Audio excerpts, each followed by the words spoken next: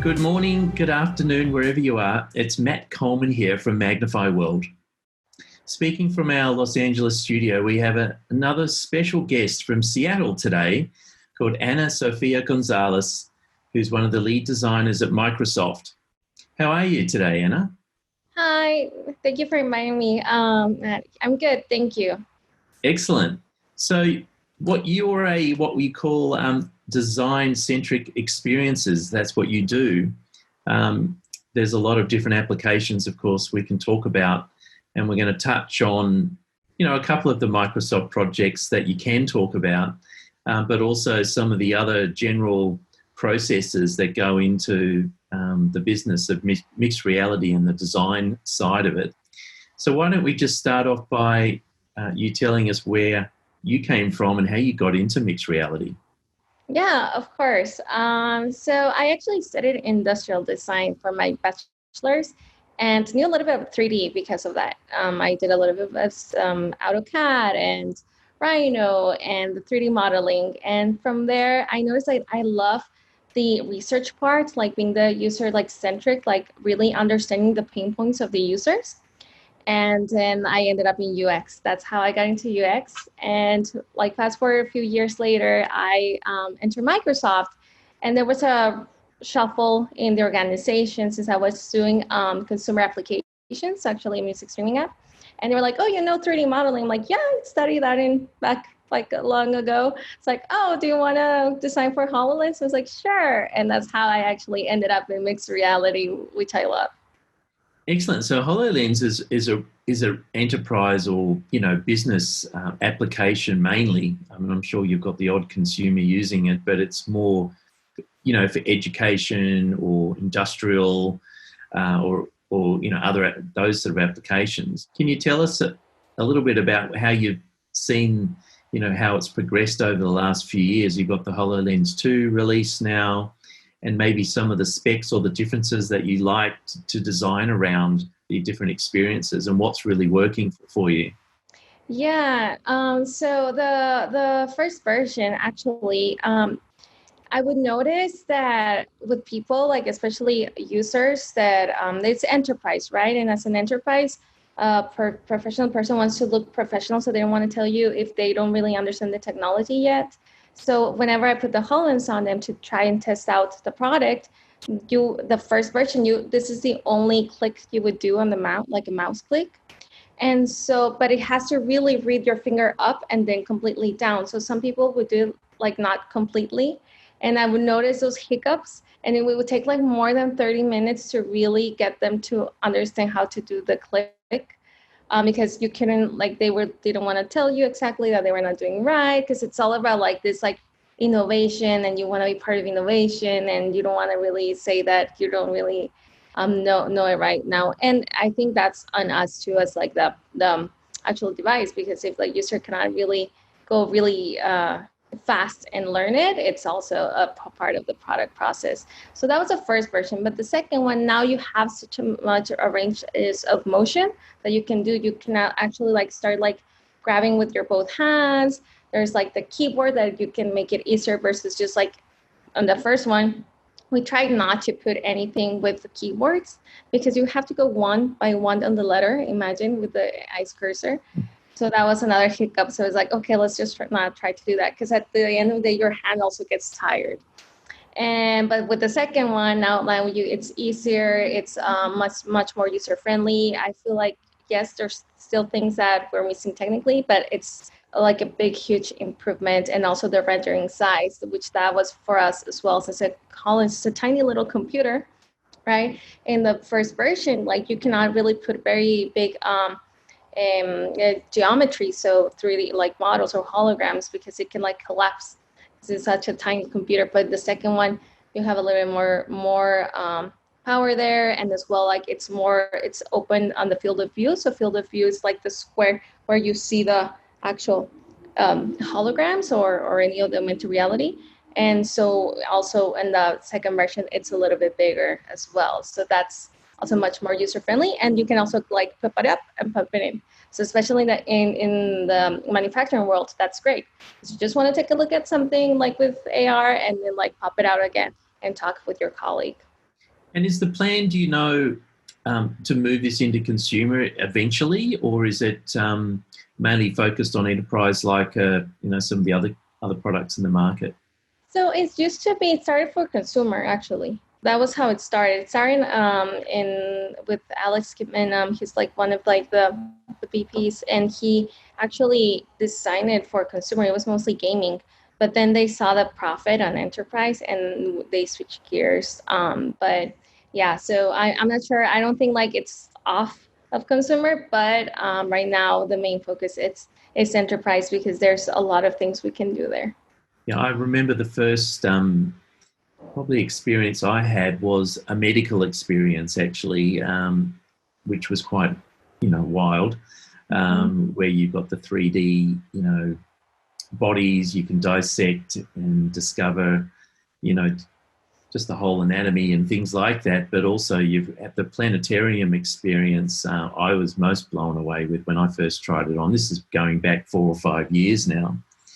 So it's certainly, your experience. Can you tell us about the design process that we talked about before? There's lots of different areas to discuss on that.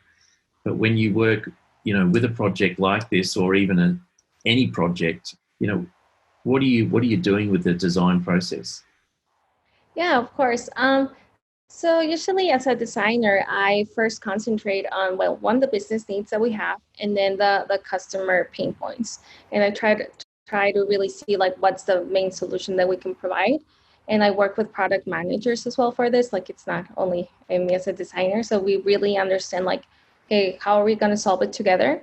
And then we usually do some whiteboarding, and we also bring like the engineers, the developers to really understand the technical things, because I can design like a great experience that will be implementable in 100 years, and they'll be like, no. So yeah, they bring me back to earth. And so, yeah, so it's really understanding the technology that we have and understanding the pain points and how with how can we facilitate that at the end of the day, those process. So less clicks, like the keyboard, like we introduced keyboard because we knew that it was going to be so tiring to do this. It's like, okay, let's remove that. So you start thinking about those like user journey maps and start doing flows for it. And from there, we would scope the features. And so as a lead, I would like talk to the lead engineer and project managers, like, okay, what can we release? How long will it take for design? How long will it take to engineer? And then from there, for design, what I would do actually, since I did not really want to get into Unity, and that's the main platform that we use, because I was refusing to learn C#, I would do paper prototype. Actually, I was like, would just put a paper, put it 2 meters away, and be like, okay, this works or not, doesn't work. So that's what I would do. And I have some great colleagues that actually one of them invented this thing called the MRU. So it's like for every pixel, how many meters? And so like that, we know you have to be at least 2 meters of distance from the object. So how does it mean on the pixels? I would do like, for example, in Illustrator, like as a designer, my designs, my pixel, I would concentrate on how big and small should be depending on where the field of view is, like where did you put the actual object, the design. And so I would try it out with paper prototype, and then I would like do the designs and pass it to the devs, or we will also have technical prototypers. So we will bring it in, and then we would just play around with the HoloLens if we can do it or not.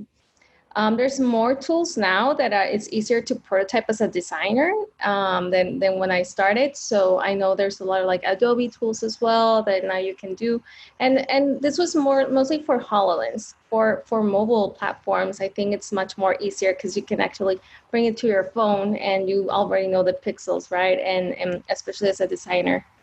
So that would be mostly it. And so after the prototype, we did usability testing because maybe it would be too laggy. Maybe it renders too slow. So those were the small nuances that make the whole experience that we have to go back. And so I think just always testing your designs is just like, especially these innovative technologies, emerging technologies is so important. But yeah, so mostly it's just understand the pain points with the customer, sketch it with the team, collaborate, and then just test. And we will also present it the different design ideas with videos that we would create to our customers. Like, hey, what would you prefer, option A, option B? And they would be like, oh, actually, we don't use Wi-Fi in the factory, so option A is not, we cannot do cloud rendering, so it's not an option. So like that, we start like knowing like which way to go for the design solution. And is the third party experience, so if I'm a developer, you can tap into the SDK and start testing experiences. How fast is that from a development point of view? Depending on how complicated, obviously, your experience is, but you've got that open source sort of opportunity, but I assume you're working with clients directly on different larger projects potentially, right? Yeah, exactly. And it's not so time consuming with the SDKs. At the end of the day, it's just like plugging it all in. That takes a little bit of a while, and it depends also like what the scope and what it is. So if it's just a login page, easy. But if it is like rendering something like, let's say, a house, it's going to take a while to render the house, like the toilet inside and then the bed inside, like it will take a long time. So, and like going back and forth, it takes a little while. But per se, getting the SDKs, it's not that time consuming. It's at the beginning, the ramp up in every kind of technology, the ramp up is always takes a little bit of time, right? But after that, it's not so much time consuming. And what can you tell us about the Dynamics 365 project that one of the projects that you're working on? Of course. I worked on Dynamic 365 layout, and we actually started like for architecture. It's like, okay, how do you render the restaurant? Like we would talk with chains, food chains, and other retail stores, and like, okay, we started doing that. But then we saw that for interior design, it's like a lot of rendering. And the technology is not there yet, because again, the Hololens is just a tiny computer. So we started like switching gears into manufacturing, which it was like a great thing that we did, because it's like so much time consuming to really render like let's say a robot arm to do a better process in the factory. That process can take up to a year, because you have to have safety issues. You have to like double, triple check. And then if you shut it down to put the new robot arm, it might, you might have to close the factory 24 hours. So that means like no money for the 24 hours. It's millions of dollars. So it's a lot of investment to do changes.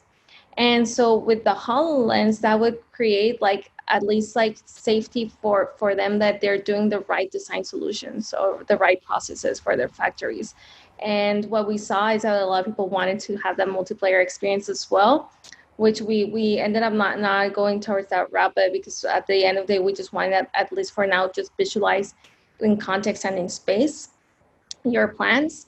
And that's like what we started to do. And you can actually like rotate the object. You can like place it in another place. You can take pictures and even video record, and then send it to your own device.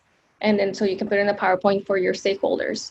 And that, was like a really, really fun. And we would work with a lot of like big companies and in the factories. And we got like to put like wear the hats and really understand how everything worked. And for me, it gave me that sense of like, oh, I'm actually designing something that will help people, because it's helping like the actual people that are on the line not to get hurt. And also with ergonomics, like, hey, what if they would like create their own ergonomic like desks for them to weld. So, and they would teach them how to weld. And so it's like, oh, wow, we are really doing something, even though if it's enterprise, so it's kind of boring per se. It was something that for me felt good, because I'm actually helping those people that we never think about at the end of the day. So it's like for not to get hurt and all of these other things. It was really, really fun and being in that project. Yeah, it's great for training, which is, what you're saying as well. I did have a question going back to your retail comment, design. I remember seeing a video that showcased how you could design I think it was a shoe store of the future, pretty much. I don't know if you've seen that one. I'm sure you have. The one, I just can't remember what came out probably a few years ago. But you could then bring in holographically your senior executives from around the world to view what you've created in a holographic format and interact with them. I mean, how real is that now with the HoloLens 2? Well, there's a lot of capabilities for that. But I feel I'm not in that organization anymore. But I do feel like there's some of the tech there already. Like for example, for us, when you would create your layout of like the space that you want, you would save it and we would put it in VR. So actually, at the end of the day, you're doing that because you can bring someone else from the VR and you can have multiple people inside the VR of the space that you created with the HoloLens. So it goes through different kinds of from virtual to augmented reality. So that was like 4 years ago. So I imagine that right now that technology, it's there. It's just like how it might not be very well performant. So something is like the technology might be there, but it doesn't mean that it's extremely performant. Yeah. Yeah, well, that's the sort of thing, an example of what you can do. I thought it was a fantastic example of how it could be used, particularly at the moment with COVID and everybody having to collaborate online, basically, and no offices to go and chat to your colleagues. Let's talk about, education and some of the other applications. Before we actually get there, the 365 sales application, though, that's the CRM, or customer management, right? So can you tell us a little bit more about what mixed reality has to do with customer relations in the CRM world? Of course. Actually, we have a product called Dynamic. I know we love to use the very long words, but Dynamic 365 Product Visualize. And you can actually hook it into the CRM that we have that's called Dynamics for Sales. Dynamics 365 for Sales.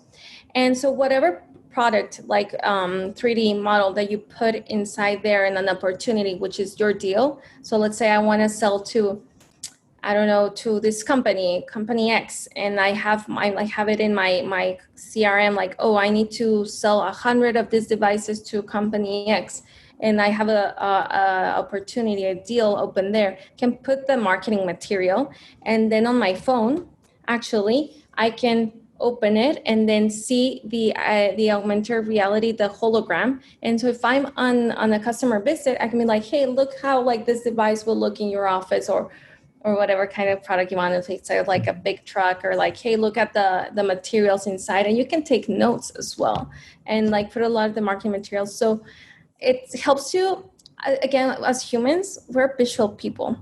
What we're living right now, like in the real world, it's all is 3D. So it's weird that we go to 2D and then we do the process in 2D when we live in a 3D world. So like giving that to the salespeople, so like they can like actually the customers really see, or potential customers really see clearly what they're talking about and the product, and like that gives you so much value. And what other great examples have you seen, like even in education, with all the upheaval in that area? A lot of people have been unprepared in that space, but I would imagine mixed reality is definitely on the move. I know all the headset manufacturers are selling out as well, which is a good sign for the whole industry moving forward. Have you got some comments around education? Because I mentioned a planet and medical version, but that was early on. What else have you seen that's exciting? For me, I remember like 3 years ago when I started, since I focus a lot on the 3D management and the 3D modeling and how you bring your 3D models and make it into a hologram, I would talk a lot with the Office group. And in Office and PowerPoint, they started creating like 3D models inside of PowerPoint. And then I noticed it was for education. And we would just grab their SDKs from Office, and it all started with education. Literally, like, hey, can we put like a space shuttle, and you can 3D model inside the PowerPoint, like rotate it, put it up, open, expand, close it. And so for me, that was just amazing. Like, wow, like being like, I don't know, 9 years old and be able to see that in my teacher's presentation. And it's just like, for me, that was like very impactful. But that's just one version of like having 3D inside 2D.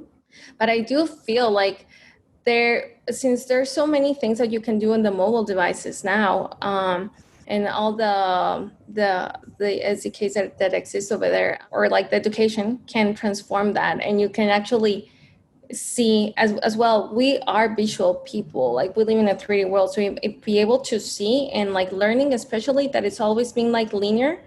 And as humans, we are non-linear. We learn from like going to loops and like really grabbing like one idea from another. So just like truly seeing that mixed reality, or those 3D models, or like expanding on even like seeing like videos in 3D of like nature, how a seed can pop out to a flower and then producing more flowers. Those even visualizations, I feel, can be very entertaining for children, and as well give them like the actual learning that we need as humans, right? Yeah, some of the stats that I've seen recently, there's about 40% increase in retention rates of what you can remember with visualization. Yeah. Have you done much study around the holographic work? Because the holograms are probably even a higher retention rates than, particularly if you can interact with what you're looking at, right? Yeah, exactly. I have not really looked into the psychological part, but yeah. So when I was helping or doing for the dynamics for sales for the 3D models for the sellers, they wanted visualizations. Like, hey, I want to sell this, let's say like wind turbine, and I want the customers to see how the wind will pop out. So and so I knew there that it's like that's animation. It's like very important, and for you to be able to get in, and now I imagine, this is just me hypothesizing, with even the Hololens, to like be able to expand, to get in, to see, to pop out, and then see all the animations. It's just like a very rewarding experience. But yeah, and I do feel like in education this will help a lot with kids as well, to keep them entertained, and look at all the different like nonlinear parts, because you're not only focusing on this part. Now you can see 360 everything that's happening in the flow. And tell us a little bit more about some of your side projects. What else have you got going on? Yeah, of course. I love to give talks. So I've been up this year. I was a public speaker in two events, one IXCA in Milan, and then in AWE that was online because of COVID. So yeah, I've been talking about the 3D model, like how you create it into a hologram, since I feel like this is a topic that as an industry we haven't nailed it yet. It's too complicated. And I was the least technical designer and got into the most technical parts. So I'm like, I feel you. So let me help you with the process, how I got through it. Like, let me help you. So that was one. And I'm very passionate about diversity and inclusion. So I'm actually the chapter leader of the Hispanics in Microsoft for my organization. And I do a lot of events and panels for that, and mentorship for Latinx, and also associating with the Black African Americans as well, and like how we create allyship as well with women. So I do a lot of that volunteering work as well for Microsoft, and look how can we do more retention of minorities, and also like recruiting for minorities, and how can we get since what happens usually in corporate world, minorities don't get to be on the top of the chain. So how can we create those mentorships and sponsorships for people to continue growth, especially as minorities? So that's another big passion of mine. And also the last one is just trying to learn a little bit more about AI, since now in my new role, I'm doing a lot of like, how can we surface data contextually and at the right time? So that's something that I'm very passionate about in the ethics part as well. I think that's something that we all need to start understanding, because AI is like getting every time more advanced, which is great, but we facilitates a lot, but we also have to understand like what is right and what is wrong. Oh, fantastic. I'm glad you told that story. And, the support networks and mentoring is quite important, particularly in a burgeoning industry like mixed reality as well, right? It's, it grows from the development community up, as well as the Fortune 500 companies down. But what are some of your final thoughts on using holograms? Can this be used for virtually anything? and are you trying to, is the ultimate game to make it multi-engagement for a user? Is that the be all and end all of a hologram? I do think so. At the end of the day, it's also like you don't want to remove that human to human interaction. So it's just surfing those holograms when it are needed, just like to tell the story, to better have context in that area, but not for having always forever, not like always like playing around with it. I do feel like we are at the end of the day humans, and we need that human to human interactions. And it's just like providing a little bit more context. So it's just like providing more data, more context at the right place at the right time.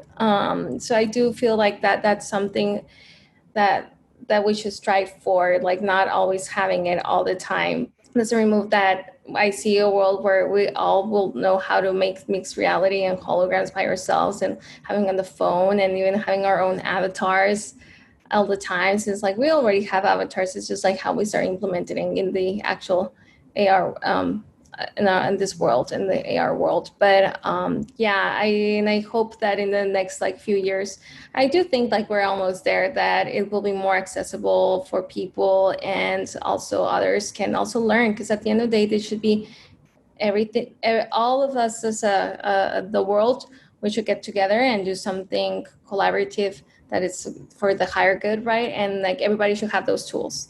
It shouldn't be like one have the tools and the other doesn't. So I do feel like that gap will every time is diminishing. So I hope that goes through that. Fantastic. So look, just before we leave, how do people connect with you on LinkedIn? Would you like to give yourself a shout out there? Yeah, of course. Yeah, just follow me in LinkedIn. My LinkedIn is Ana Sofia Gonzalez. So AnaSofiaGonzalez. And feel free to add me, to send me any messages. I'll be more than happy to. And if I don't know some of the answers, I know people that will know some of the answers and connect you to the right people as well. Anna, thanks very much for your time today, and congratulations on all your design work. There's a really great story, and keep up the mentoring at the same time. And of course, on our side, we're championing people like yourself in the industry and companies, you know, from startups to investors, to really learn more about emerging tech and how it can change the world in the future. So thanks very much again for joining us, and we'll speak to you soon. Thank you.